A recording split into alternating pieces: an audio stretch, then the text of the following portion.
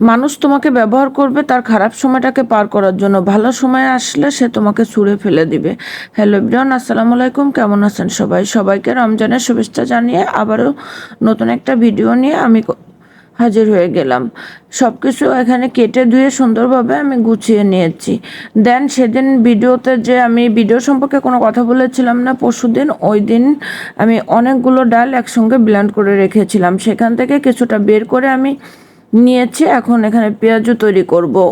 আধা ঘন্টা আগে ফ্রিজ থেকে বের করে রাখলে ডালটা নরম হয়ে গিয়েছে। প্রতিদিন তো আর ডালটা রেডি করা আসলে পসিবল না, এর জন্য সেদিন মাসকলার ডাউল, মুসুরের ডাউল আর হচ্ছে ছোলার ডাউল, 3 পদের ডাউল একসঙ্গে করে আমি ব্লেন্ডারে রেডি করে রাখছিলাম। এটা দিয়ে আমার 3-4 দিন পেঁয়াজি খেতে পারবো। সেদিন করেছি, আজকে করলাম, আরও 2 দিন হবে।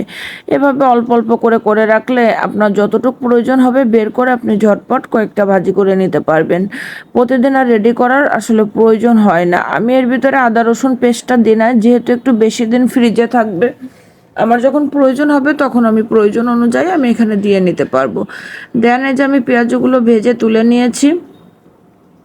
আজকে আমি ফ্রাই প্যানেই ভেজেছি। এবার ছোলাগুলোকে আমি ভাজি করে নিব। ছোলার আর প্রথম থেকে কি দেখাবো, অনেকগুলো রেসিপি তো দিয়েছি, এর জন্য এখন আর ভালো লাগে না। আর গতকালকে রোজায় আমার কেন যেন অনেক বেশি কষ্ট হয়েছে, এর জন্য ইচ্ছা করতেছিল না আর ভিডিও ক্লিপ নেওয়া। তারপরেও তো নিতে হবে, কাজ করতে হবে।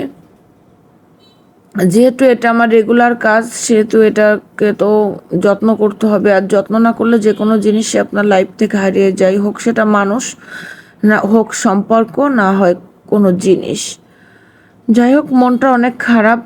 এতটা মন খারাপের ভিতর দিয়েও আজ আমি ভয়েস ওভারটা করতে আসছি। কথায় যদি কোনো এলোমেলো হয়, কোনো ভুল ত্রুটি হয়, সেটা স্কিপ করে যাবেন। আমার মনটা খারাপের একটা রিজন হচ্ছে আমার অর্ধেক সিলিন্ডার গ্যাস আছে। আমি গত মাসে গ্যাস এনেছিলাম। আমি এ মাসটা খুব বেশি গ্যাস আমি কিন্তু ইউজ করি না, আপনারা দেখছেন গত মাসে কয়েকদিন একটু রান্না করা হয়েছে।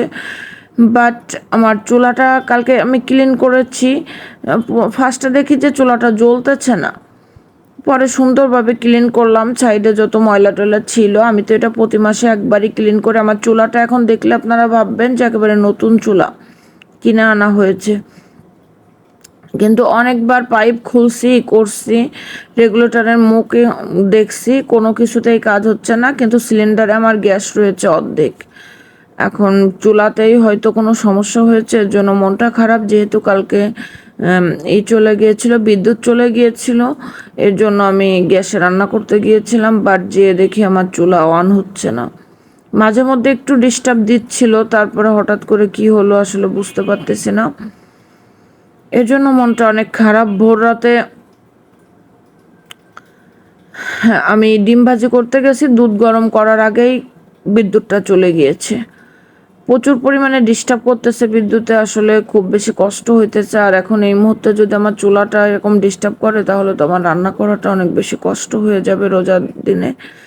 আর এটা হচ্ছে লটপটি, আমার ছেলে অনেক পছন্দের একটা রেসিপি। কালকে ও খুব খুশি হয়েছে, কারণ ও মাংস থেকে লটপটিটা অনেক বেশি পছন্দ করে। আমাকে বলে আলাদা করে কিনে আনতে, বাট আমার ভালো লাগে না, আমার কেমন ঘৃণা লাগে ওইগুলা। বাজারে তো কিনতে পাওয়া যায়, আমার ভালো লাগে না। তারপর আমি এখানে অর্ধেক আনারস কেটে নিলাম। আনারসটা অনেক বেশি মজার ছিল, খুবই ভালো লেগেছে আমার কাছে। দেন এখানে চিড়া মেখে নিয়েছি। গতকালকে চিড়াটা একটু বেশি হয়ে গিয়েছিল। আসলে আমার কাজ এলোমেলো হয় ওই দিন, যেদিন মনটা খারাপ হয়ে যায় ওই দিনে কাজগুলো এলোমেলো হয়। এই যে দেখেন, এটা অনেক সুন্দরভাবে কষানো হয়ে গিয়েছে। আমি লটপটিটা চুলায় রেখে এভাবে আলু কুচি করে দিয়ে, আমি যদি ওকে এই রেসিপিটা তৈরি করে দিই, ওর খেতে আর কোনো কিছুই লাগে না।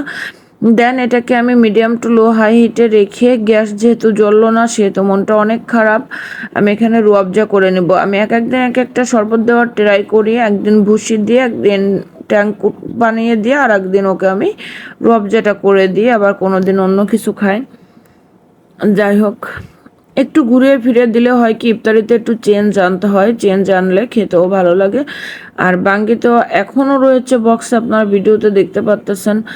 আসলে এত ছোট বাঙ্গিও বাজারে পাওয়া যায় না, আবার বড় একটা বাঙ্গি এনে আমি পড়েছি বিপদে। আমার অন্যান্য বছর আমি বাঙ্গি খাই, বাট এবছর আমার রোজার দিনে আসলে খেতে ইচ্ছা করতেছে না, আর ছেলে একা কতই খাবে। যাই হোক, আজকে হয়তো শেষ হয়ে যাবে আজকে খেলে। আর এই তো আমার বাবার প্লেটটা রেডি করে নিয়েছি।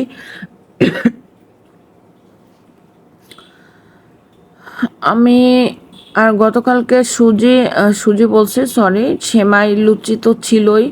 ওই যে বলছে না যে আসলে রোজার দিনে আপনি যত খাবারই তৈরি করেন না কেন, খাওয়াটা কিন্তু হয় না, খাবার থেকে যায়। দেখেন আমার ইফতারি বানাতে বানাতে, রান্না করতে করতে আমার চুল আর 12টা বেজে গিয়েছে ইন্ডাকশনের। ক্লিন করতে হবে, বাট গ্লাস ক্লিনার দিয়ে ক্লিন করলে চুলাটা একেবারে জকজক করে। ওইটা শেষ হয়ে গিয়েছে, এর জন্য দেখি অন্য কোনোভাবে ক্লিন করা যায় কি না। দেন আমি এখানে বেশি করে আদা দিয়ে আমি 2 কাপ চা করে নিয়েছি। আর 2 দিন ইফতারিতে, মাত্র ইফতারির পরে চা খেয়েছি। আসলে মেয়েরা বিয়ের পর সবচেয়ে একটা জিনিস হারায়, কি জানেন? যত্ন। আর সারাদিন রোজা রাখলে যতটা কষ্ট না হয়, ইফতারির পর একটা মানুষের তার চেয়ে বেশি কষ্ট হয়। অথচ কারো কাছে যদি আপনি বলতে যান যে ইফতারির পর এতগুলো কাজ করেছেন, তাই আপনার প্রচণ্ড ক্ষুধা লেগেছে, সেটা নিয়েও অনেকে উপহাস করে। উপহাস জিনিসটা আসলে অনেক খারাপ। আপনারা পুরুষরা ইফতারি শেষ করার পর শুয়ে মোবাইল দেখেন, টিকটক করেন, আরো অনেক কিছু করে, বাট একটা মেয়ে মানুষের কতগুলো, বিশেষ করে ইফতারিতে যে থালা বাসনগুলো হয় সেগুলো ক্লিন করতেই তো একটা মানুষের অনেক বেশি কষ্ট হয়ে যায়। দেন গতকালকে উস্তা ভাজি প্লাস ট্যাংরা মাছের তরকারি ছিল, এর জন্য আজকে একটা তরকারি রান্না করেছিলাম। আর কাউকে উপহাস করে কথা বলবেন না। সারাদিন আপনিও রোজা থাকেন, সেও রোজা থাকে, আপনার ঘরের বউ রোজা থাকে, তাই তাকে উপহাস করে কথা বলার কোনো অধিকার আসলে আপনার নাই। ঠিক আছে? আর ভোর রাতে ডিম ভাজি করে নিয়েছিলাম। এভাবে একটু কষ্ট করে ভাজি করতে হয়েছিল, যেহেতু আমার বিদ্যুৎ ছিল না। পরবর্তীতে ডিমটা একটু শক্ত হয়ে গিয়েছিল। আল্লাহ হাফেজ, ভালো থাকবেন সবাই, সুস্থ থাকবেন, আর আমার জন্য দোয়া করবেন।